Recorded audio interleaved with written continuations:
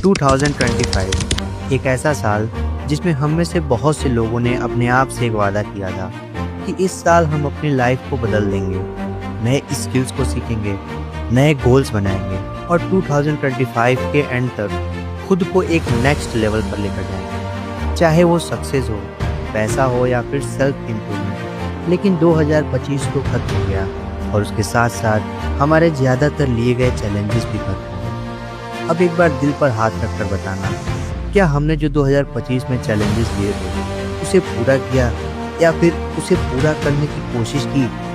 साल की शुरुआत में हम सभी एनर्जेटिक थे, सपने बड़े थे और उम्मीदें उससे भी बड़ी। लेकिन जैसे जैसे दिन बीतते गए वैसे वैसे हमारा जोश भी कम होता गया और गोल्स पीछे छूटते गए और हम वहीं के वहीं रह गए। सच ये नहीं कि हम खुद को बदलना नहीं चाहते, सच तो ये है कि हमने खुद को बदलने की कभी कोशिश ही नहीं की। आज की हमारी वीडियो का टॉपिक यही है कि 2026 में हम अपनी लाइफ को कैसे बदल सकते हैं, वो भी कुछ सिंपल्स लेकिन पावरफुल स्टेप्स को फॉलो करके। अगर हम ये समझना चाहें कि 2026 में अपनी लाइफ को कैसे बदलें, तो लाइफ चेंजिंग के अंदर कुछ ऐसे इम्पॉर्टेंट स्टेप्स होते हैं जिसे अगर हमने सही तरीके से फॉलो किया तो हमारे सक्सेस होने का चांस 0% से बढ़कर 100%, इवन 200% तक हो जाता है। तो बिना टाइम को वेस्ट किए बढ़ते हैं अपने स्टेप नंबर 1 की तरफ, जो कि इंसान की लाइफ को चेंज करने के लिए सबसे बड़ा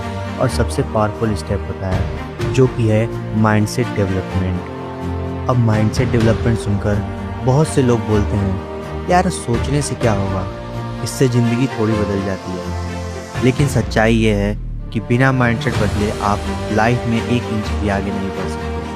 हमारा दिमाग कितना पावरफुल है वो शायद हम खुद भी नहीं समझ पाते। इसका अंदाज़ा आपको एक सच्ची घटना से लगेगा कि हमारा दिमाग कितना पावरफुल होता है। अमेरिका में एक 27 साल के आदमी को मर्डर केस में 4 दिन बाद फांसी दी जानी थी, लेकिन इंस्पेक्टर, डॉक्टर, जेलर और जज ने मिलकर एक एक्सपेरिमेंट करने को सोचा। उन्होंने उस कैदी को बुलाया और कहा, 4 दिन बाद तुझे फांसी होगी। फांसी में तेरे गर्दन की हड्डियां टूटेंगी और तू 8 से 10 मिनट तक तड़पेगा। लेकिन हमारे पास एक तरीका है जिसे तू सिर्फ 3 सेकंड में बिना तड़पे मर जाएगा। हम तुझे कोबरा बाइट करवाएंगे जिससे तेरी 3 सेकंड में मौत हो जाएगी। कैदी ने सोचा कि 8 से 10 मिनट तड़पने से अच्छा है कि मैं सिर्फ 3 सेकंड में ही मर जाऊं, और उसने हाँ कर दी। 4 दिन बाद उसे एक कमरे में ले जाया गया। कुर्सी पर बैठाकर उसके हाथ और पैर दोनों ही बांध दिए गए। कैदी ने 30 फीट दूर एक आदमी को हाथों में कोबरा पकड़े हुए अपनी तरफ आते हुए देखा। जैसे ही कोबरा पकड़ा हुआ आदमी कैदी से सिर्फ 7 फीट की दूरी पर पहुंचा, तो एक प्रोटोकॉल के तहत कैदी के फेस को काले कपड़े से ढक दिया गया और जो व्यक्ति कोबरा पकड़ा हुआ था वो साइलेंटली तरीके से वहां से हट गया। इसके बाद एक दूसरा व्यक्ति हाथों में नीडल लिए हुए कैदी के पास पहुंचा और उसने साइलेंटली तरीके से कैदी के हाथों को पकड़ा।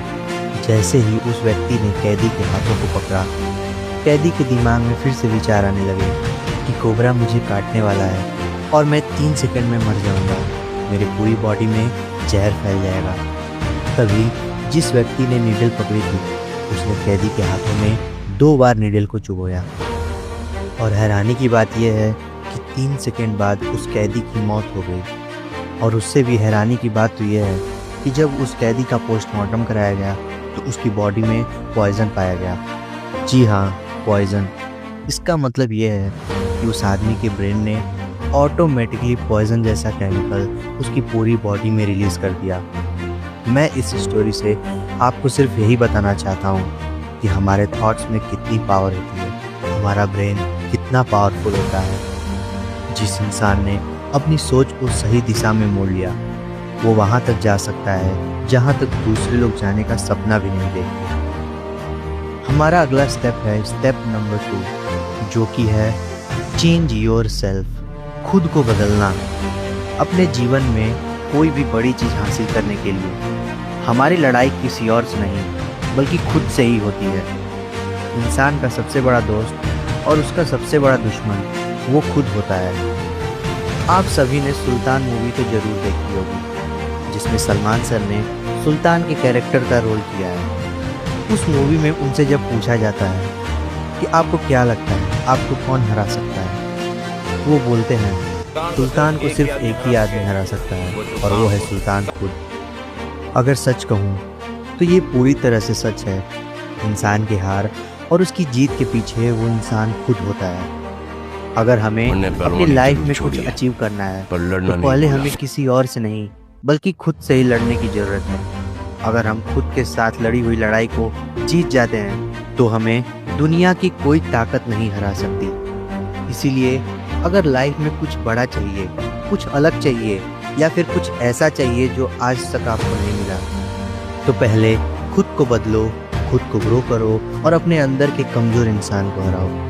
अगले स्टेप पे जाने से पहले मैं आपको बता दूं कि अगला स्टेप काफ़ी इम्पोर्टेंट है, तो इसे ध्यान से सुनना। स्टेप नंबर 3 है सेट योर गोल्स। जब हम ट्रेन में सफ़र करते हैं तो हम सबको पता होता है कि जाना कहाँ है, किस स्टेशन पर उतरना है, लेकिन ज़िंदगी की ट्रेन में बैठे हुए ज़्यादातर लोगों को ये पता ही नहीं होता कि उन्हें लाइफ में कहाँ पहुँचना है। अगर मैं 10th या 12th के स्टूडेंट्स की बात करूँ तो ज़्यादातर को ये पता ही नहीं होता कि 12th के बाद उन्हें क्या करना है। उनका कोई क्लियर गोल ही नहीं होता और बिना गोल के इंसान ऐसी नाव की तरह होता है जिसका ना तो कोई किनारा होता है और ना ही दिशा। गोल सेट करने की असली पावर क्या होती है आपको इस स्टोरी से पता चलेगा। आप सभी ने इलॉन मस्क का नाम तो सुना ही होगा, दुनिया का सबसे अमीर व्यक्ति। एक बार एक इंटरव्यू में उससे रिपोर्टर ने पूछा कि सर आपकी सफलता का क्या राज है, तो उसने कहा मैं अपने 10 साल के गोल्स को लिखता हूँ। मुझे आने वाले 10 सालों में जो चीज़ें चाहिए या जो भी अचीव करना है उसे मैं कागज़ पे लिखता हूँ और सोचता हूँ कि उसे मैं 1 साल में कैसे अचीव कर सकता हूँ। तो उस रिपोर्टर ने कहा कि सर ये कैसे पॉसिबल हो सकता है कि कोई 10 साल के गोल को 1 साल में पूरा कर ले, ये तो पॉसिबल ही नहीं है। तो इलॉन मस्क ने कहा कि मुझे पता है कि मैं फेल हो जाऊँगा, लेकिन अगर मैं 10 साल के काम को 1 साल में पूरा करने की कोशिश करूँगा तो मैं दुनिया के 99% लोगों से आगे निकल जाऊँगा। और रियलिटी में ऐसा ही हुआ।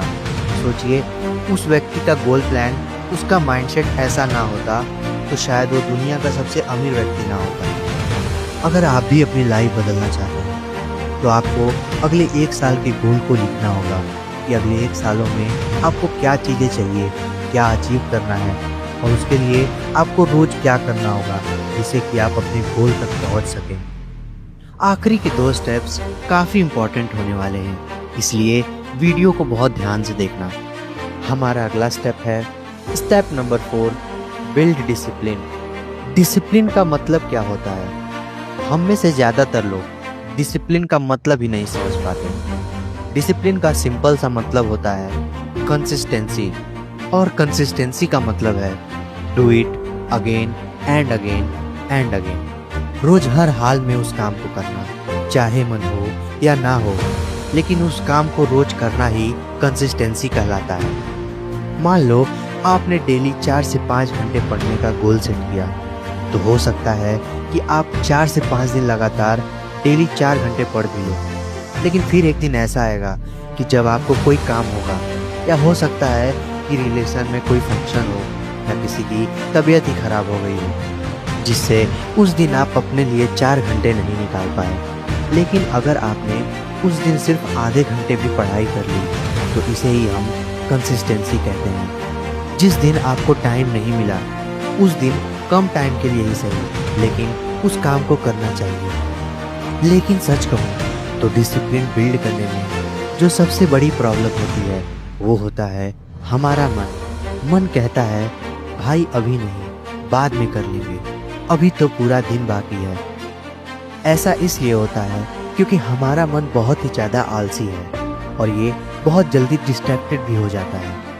तो अब सवाल ये है कि क्या इसे कंट्रोल किया जा सकता है?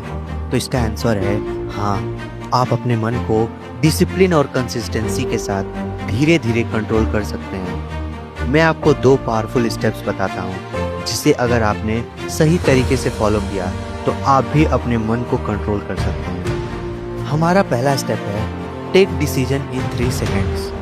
आपको जब भी अंदर से आवाज़ आए कि बाद में कर लेंगे, आज जल्दी नहीं उठेंगे, या थोड़ा सा रील्स देख लेता हूँ, तो आपको 3 सेकंड से ज़्यादा का टाइम नहीं लेना है, क्योंकि अगर आपने 3 सेकंड से ज़्यादा का टाइम लिया तो आपका मन आपके ऊपर भारी हो जाएगा।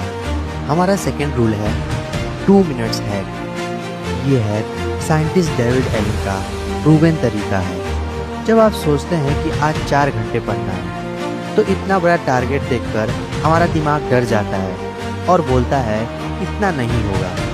लेकिन अगर आप खुद से कहो कि बस 2 मिनट पढ़ लेता हूँ, तो आपका दिमाग तैयार हो जाएगा और ये 2 मिनट धीरे धीरे 20 मिनट, 40 मिनट और कई बार तो 2 घंटे में बदल जाता है। और यही चीज़ धीरे धीरे डिसिप्लिन बनाती है। शुरुआत छोटी हो सकती है, लेकिन असर बहुत बड़ा होता है।